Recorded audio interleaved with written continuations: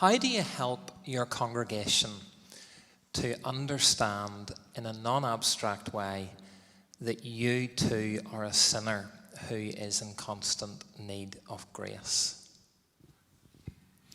I doubt that any congregation that knows me at all has no doubts whatsoever.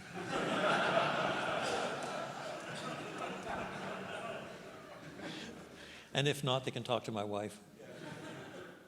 But how do you really get them to know, to really feel that? They know you're not perfect, but how do you get them to really feel it? There are dozens of superficial ways that go to painting a picture. When you're talking about sinners, do you use the first person plural or the second person plural? That makes a big difference. The stories you tell in your life are the stories that you tell, all the ones where you've had the right answer.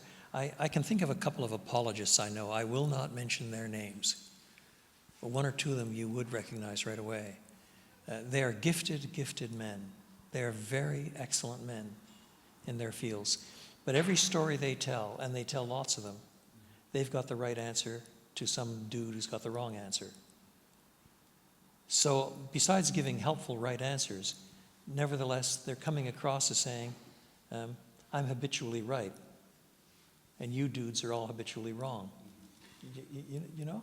So I would say that in terms of an individual argument, that might be advantageous. In terms of presenting an individual life, it's not only disadvantageous, it assumes a certain kind of cockiness that is actually undermining your authority. This is a generation, for better and for worse, that is really suspicious of anything that has pretensions of arrogance. So how you cast yourself is I think, really quite important. People pick up on whether you think of yourself as a sinner in need of grace without having to wave a flag and announce it. It shows up in the way you talk. And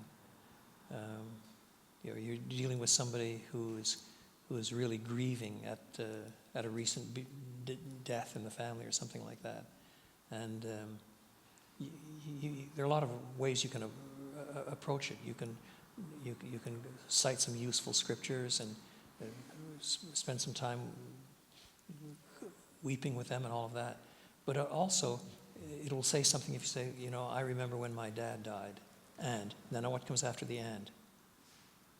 Is the story you tell one where you triumphed mightily and left all these minor distractions to death, regarding death to one side because you live in the light of eternity? Or is what comes after the end how broken you were and hurt and how it was only the grace of God that comforted you? So an awful lot is how you present yourself, I think. Thank you.